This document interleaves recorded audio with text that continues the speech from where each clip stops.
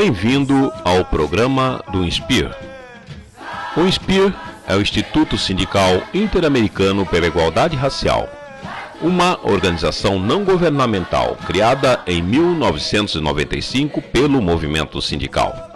Fazem parte do INSPIR as três maiores centrais sindicais brasileiras: a CUT, Central Única dos Trabalhadores, a FS, Força Sindical, e a UGT, União Geral dos Trabalhadores.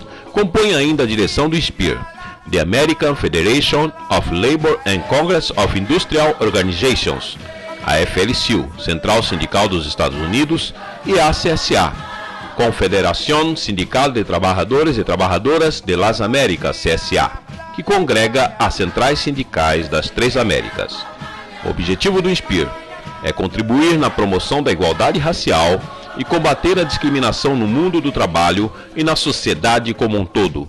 Nosso programa busca dar voz aos inúmeros ativistas sindicais, de movimentos sindicais, lideranças políticas e intelectuais que militam por um país com igualdade de direitos e oportunidade para todos.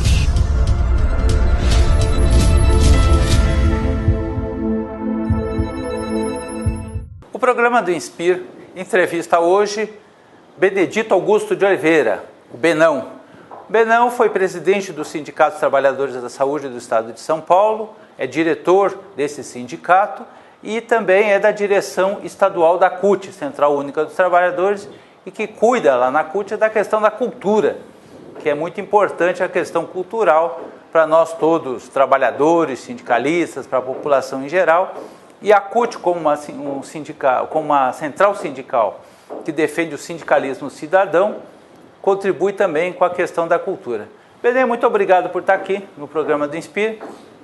Queria começar perguntando um pouco sobre a sua categoria, que é a categoria dos trabalhadores da saúde do Estado de São Paulo. Qual é o tamanho dessa categoria? Bom dia, obrigado pelo convite, agradecer aqui a todos. Hoje, nós somos em torno de 100 mil trabalhadores na administração direta e indireta aqui no Estado de São Paulo. É claro que tem terceirizado, tem outras parcerias do Estado, mas o tamanho da categoria está em torno de 100 mil trabalhadores no Estado todo. Os trabalhadores públicos em geral e os trabalhadores da saúde em particular, a gente sabe que é uma categoria que tem uma quantidade significativa de homens e mulheres negros, até porque é no serviço público onde, para entrar, a discriminação fica mais difícil, porque se faz concurso público, entra pelo mérito e fica difícil o empregador discriminar. Você tem mais ou menos uma ideia, evidentemente não deve ter uma pesquisa, mas uma ideia da proporção de negros que tem na categoria? É como você mesmo fala, nós não tivemos ainda uma pesquisa de quantos trabalhadores negros, né? Na verdade, assim, o sindicato recentemente vem um pouco trabalhando melhor essas políticas, quanto às mulheres, questão de gênero, questão de raça, GLBTT, então todas as políticas mais sociais, não só dentro da CUT, né, mas o movimento sindical tem que se aprofundado mais. E em relação aos negros, o que dá para se perceber é que no setor da saúde talvez seja o setor que mais tenha trabalhadores negros. Até porque, por questões culturais, por exemplo, que o negro ele sempre foi tratador, né? Foi ser tratador humano, né, dentro da atividade doméstica, isso é uma característica da raça. Eu me lembro que quando eu cheguei no servidor público, lá quando eu entrei no serviço público, e eu fiquei, nossa, quantos negros trabalham na portaria do hospital. Você chegava na portaria, tinha vários trabalhadores negros, o que não é comum nem em empresa nenhuma e nem em órgão público, de uma forma mais geral. Então, é mesmo, tem muitos enfermeiros, pessoas que vão para a área de corpo, né, de tratamento, negros. Então é uma secretaria que talvez tenha um maior número, um maior contingente de negros, né? Eu não sei como é a segurança, que também tem bastante soldados negros, mas eu penso que a saúde ainda é a maior. Me parece que isso é bem real. A história mesmo coloca que aqui, por exemplo, em São Paulo, tinha uma quantidade muito grande, desde o século XIX, século XVIII, de homens e mulheres negros que tratavam a questão da saúde, os herbalistas, os barbeiros, que os barbeiros, na verdade, eles arrancavam dente também, as parteiras. Então, realmente, os trabalhadores negros sempre foram muito envolvidos com a questão da saúde. E aí acabou, certamente, pelo concurso público, facilitando a entrada nesse sistema. Agora, os cargos de direção. Pois então, meu amigo, então nos cargos de direção você começa já a ter problemas, né? Isso pela própria trajetória do negro na sociedade contemporânea, nas nossas vidas, né? A ascensão social do negro ainda é dificultosa, quer por sua formação educacional, né? Poucos negros formados, agora com as recentes políticas afirmativas que você consegue o negro se formando de nível superior, e a sua ascensão profissional dentro do próprio local, porque aí tem a questão mesmo da pele, da discriminação, uma série de coisas. Na medida que o Estado não tem um plano de cargos, carreira e salário instituído na questão da qualificação individual, na qualificação do mérito desse trabalhador, então, e ainda é por opção da quem faz a direção direta ou organiza o serviço de forma direta, você tem poucos trabalhadores negros no cargo de direção, ou em cargos técnicos, ou em qualificação de profissão técnica de alto nível. Né? Recentemente eu estive no Hospital do Cachoeirinha, eu vi um coordenador, um diretor médico negro, um médico negro, portanto. Eu até falei, nossa, e tal, porque né, também no CRT AIDS, a doutora Maria Clara, que era diretora do CRT, também era uma negra, né, que muito me orgulhou. Eu estava com as norueguesas trazendo, elas estavam visitando um hospital modelo aqui no Brasil. Falei, vamos lá no CRT. Chegou lá, a diretora era negra, eu não sabia. Portanto, ainda você tem poucos negros em cargos de direção, né? Por último, os cargos de direção executiva aqui em São Paulo são cargos de confiança, inclusive de indicação partidária, então de hegemonia partidária, né? Aqui no estado de São Paulo, o PSDB é o partido que governa, e não sei como é que é a estrutura orgânica dele, não milito no PSDB, portanto, então não sei, eles têm poucas indicações de negros para cargo de direção dessas entidades, então não há muito diretor negro, né? Há casos, né? E penso também que recentemente há uma ascensão na formação dos negros na sociedade, sem dúvida, pelas políticas educacionais recentes, pelas cotas, outras políticas afirmativas, acesso a cursos, né? Então isso vai fazer com que você tenha aí uma alternância aí nesse quadro, mas ainda não é significativa em relação ao que é o cômputo geral. Então, na verdade, é aquele problema que nós até já abordamos em outras ocasiões aqui. O negro consegue entrar no serviço público porque, pelo concurso público, ele fica difícil de ser discriminado. Só que a ascensão dentro do serviço público para outros cargos, para condições melhores, é muito dificultada, até por conta do racismo mesmo que existe, estrutural, institucional. Exato. Tanto é que quando você pega outras transversalidades ou intersetorialidade, não sei qual, não, transversalidade no caso, de políticas de saúde do trabalhador, uma política transversal, a política da saúde como um todo. Você vê que o assédio moral, a maior incidência em cima da raça negra. Né? Quando há uma discriminação, e aí do ponto de vista criminoso, a questão do assédio, da perseguição, né, se dá em cima da questão de gênero e de raça. Na mulher, tem questão também do idoso, né, aquele sujeito que já está debilitado, portanto, não consegue responder melhor ao trabalho, mas também ao cidadão negro. Né? A questão da aparência, por exemplo, o negro, na sua aparência, ele é discriminado. Não há o cara usar um rastafari, sujeito, porque faz parte do embelezamento da nossa raça, da questão estética nossa. Mas isso também é reprimido dependendo do setor em que esse negro atua. Então, o negro ainda pisa na chapinha na hora de ter a sua ascensão profissional, sua carreira profissional digna aí na sociedade. Puxando um pouco, Benão, para um espaço mais amplo, os trabalhadores, vocês como trabalhadores da saúde, vocês trabalham especificamente com o público como um todo. E hoje nós sabemos que temos no Brasil um problema sério da insuficiência do atendimento à saúde. O governo federal lançou recentemente aquele programa Médicos Sem Fronteiras, até onde nós vimos está sendo um programa exitoso e uma proposta correta, mas tem sofrido uma resistência muito grande por parte da categoria médica. Como é que o Sindsaúde, você em particular, vê esse problema esse comportamento da categoria dos médicos em relação a esse programa? É o programa mais médico, né, do governo federal, do Ministério.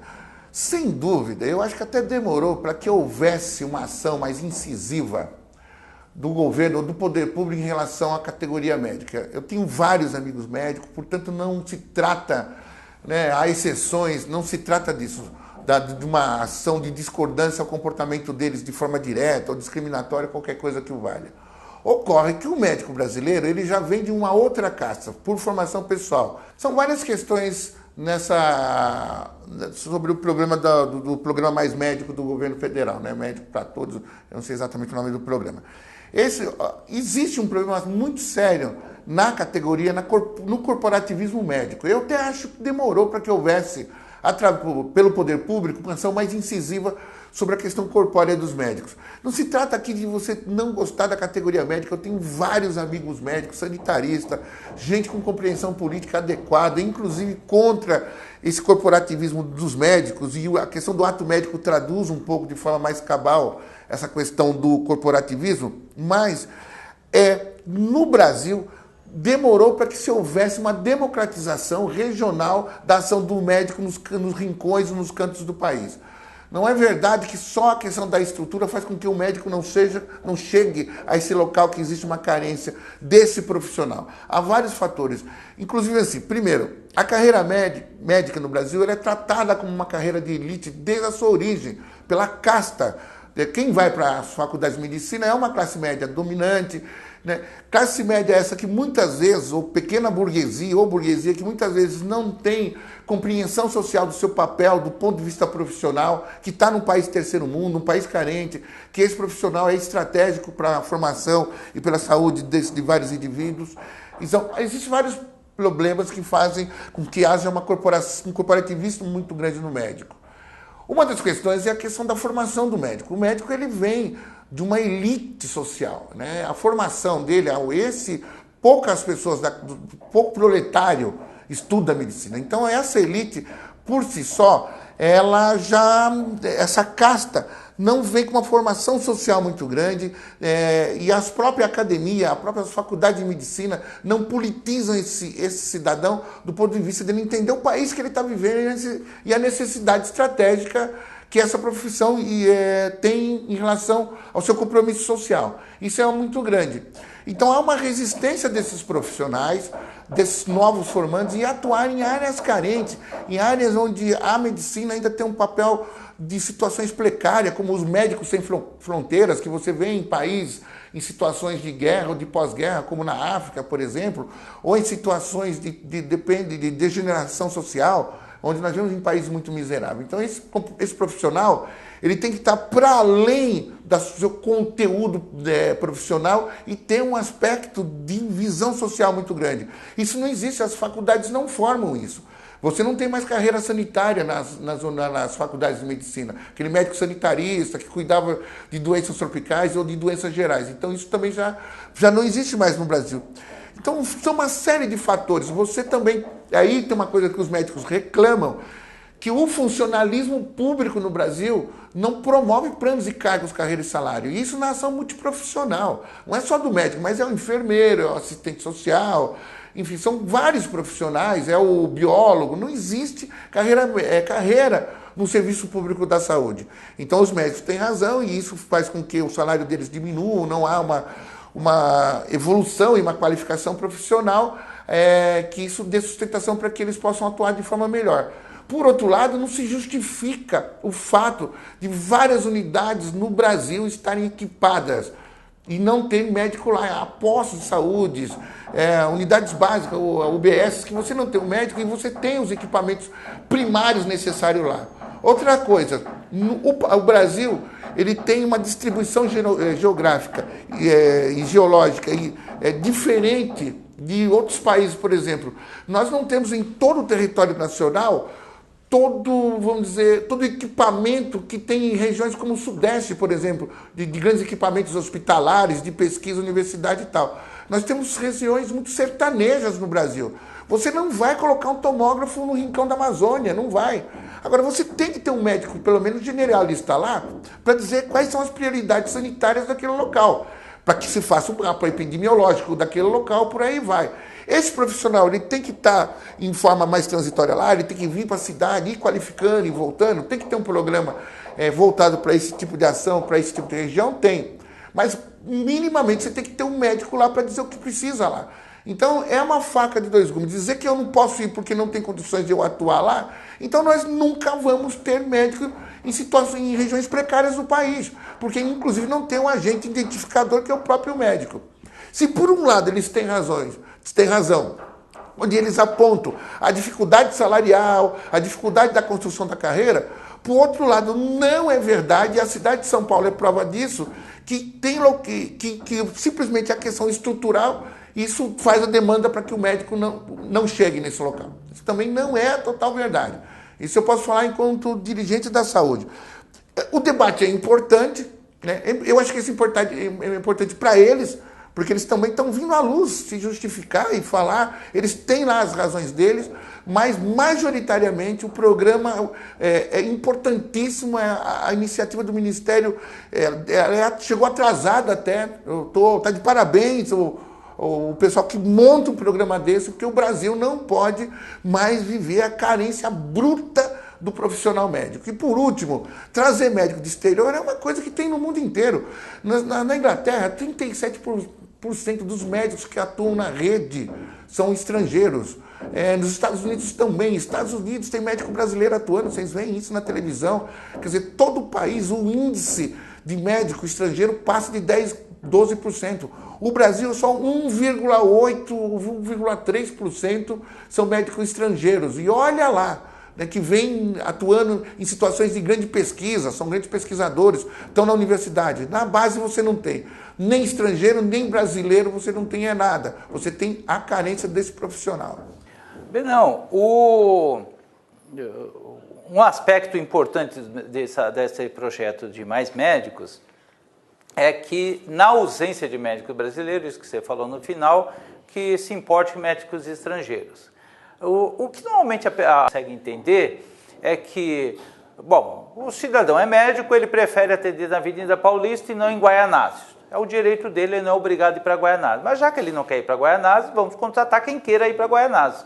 Quem quer ir para Guaianazes é o médico estrangeiro, ou para Guaianazes, ou para Caratinga, lá no interior de Minas Gerais, ou para Exu, em Pernambuco, para o lugar onde for necessário. Essa resistência dos médicos, essa oposição dos médicos à vinda de médicos estrangeiros, teria um componente ideológico também? Além, porque eles não estão de maneira nenhuma sendo prejudicados, os médicos estrangeiros iriam para onde eles não querem ir. Teria um componente ideológico essa resistência? Ideologicamente falando, como eu falei, como a medicina ela é acessada por uma casta da classe dominante, então, ideologicamente, o médico no brasileiro é um cidadão conservador, um cidadão mais à direita do processo social. Nós não temos no médico brasileiro uma visão mais socialista, uma visão mais classista do seu papel. Ideológico do seu papel. Então, isso está claro. Né? Mas essa questão também dele não ir para a grande periferia é uma coisa do próprio movimento do capitalismo, né? Essa coisa, olha, eu quero mesmo ganhar dinheiro e tudo mais. Porque, olha, vamos aqui combinar. Atuar em qualquer periferia, para qualquer profissional é difícil, mas o professor, por exemplo, vai. Né? Você tem escola pública, né? Que ganha mais, bem menos que isso. Ganha muito bem menos. O auxiliar de enfermagem vai.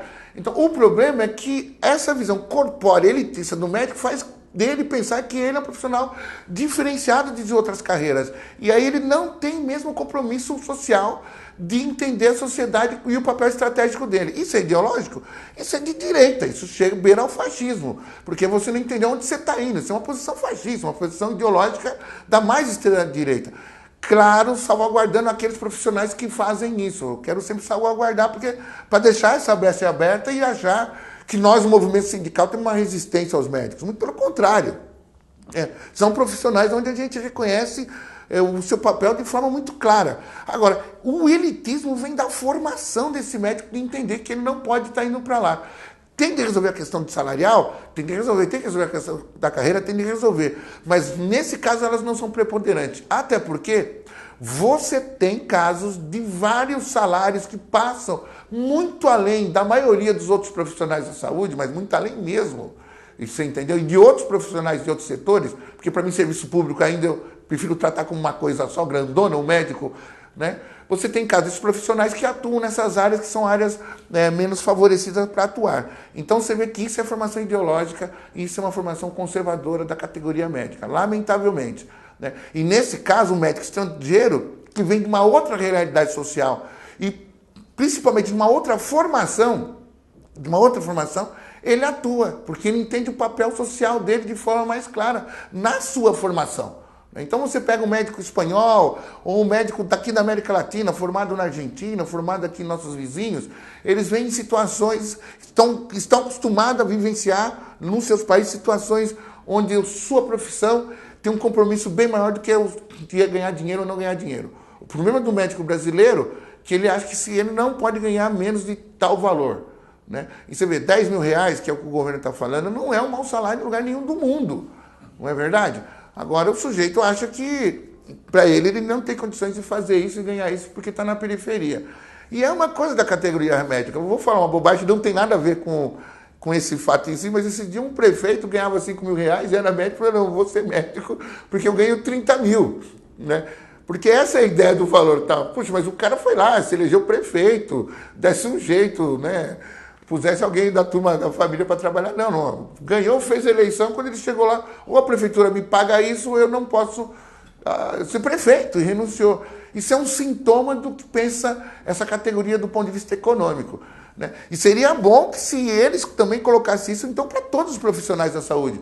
Você não vê médico lutando por uma ação muito profissional maior, uma interpretação maior. Aqui no estado de São Paulo, justiça seja feita, o Dr. Cid Cavalhares, presidente dos médicos, até do sindicato deles, dialoga amplamente com o movimento sindical. Mas são poucos médicos que com aquele perfil de vir dialogar com as centrais sindicais. A maioria não vão para o movimento organizado e ficam presos nas suas corporações. Não, para nós concluirmos, eu queria, como nós falamos no início, você trata da questão também da cultura, é ator, diretor de teatro, e na CUT eu sei que está desenvolvendo essa atividade. Eu queria perguntar uma coisa assim para ver qual é a ligação que tem da saúde com a cultura. E aí me ocorre a questão, inclusive, da saúde mental, né? Que é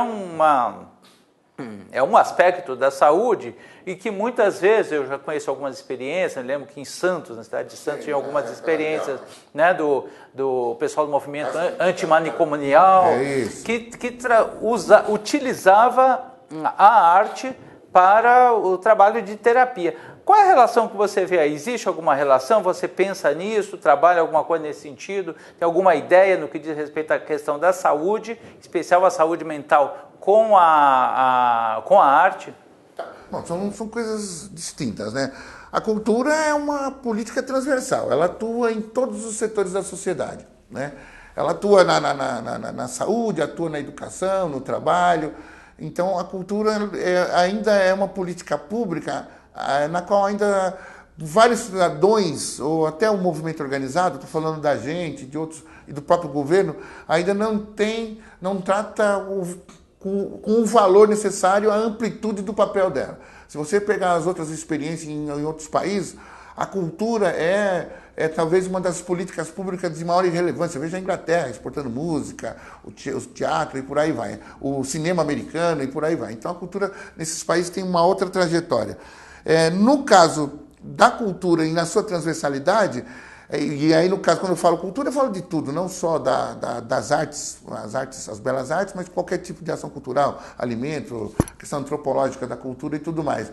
Mas as artes, aí sim, elas têm esse papel de ser a arte, né, de levar o sujeito a uma experiência sensorial para além da experiência real ou racional dele, mas ela tem essa transversalidade de ter ação terapêutica, não só na área do comprometimento mental, de sequela mental, mas de outras reeducações, questão, por exemplo, deficiente, dificuldade cognitiva ou de visão, ou outros tipos de sequela que o sujeito pode sofrer. A arte ela vem colaborar para esse tipo de expressão.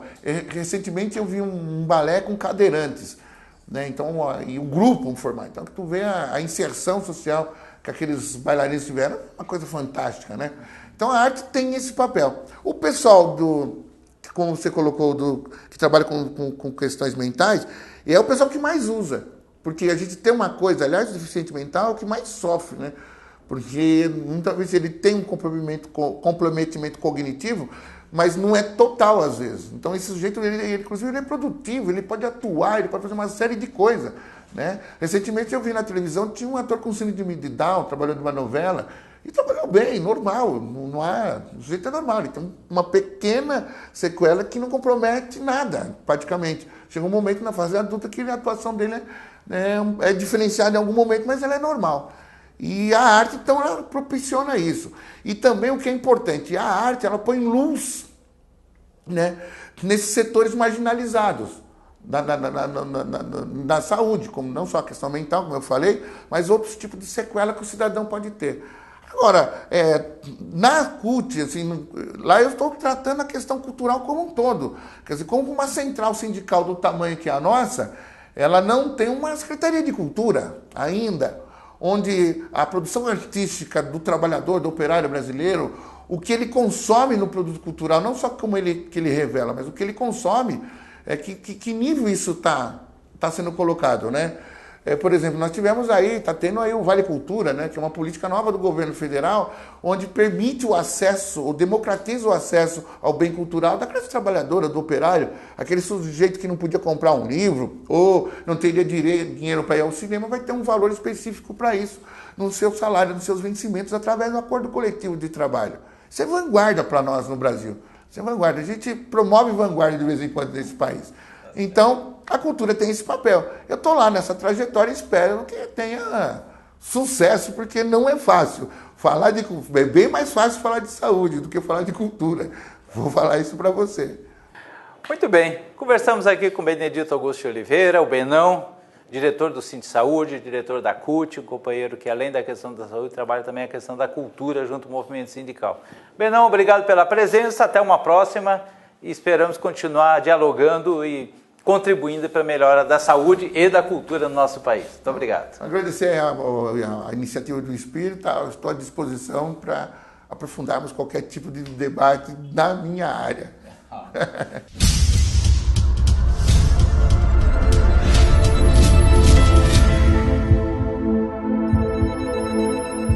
Muito bem. Chegamos ao final de mais um programa do Inspir. Queremos agradecer a sua audiência, queremos agradecer a sua participação e seu interesse.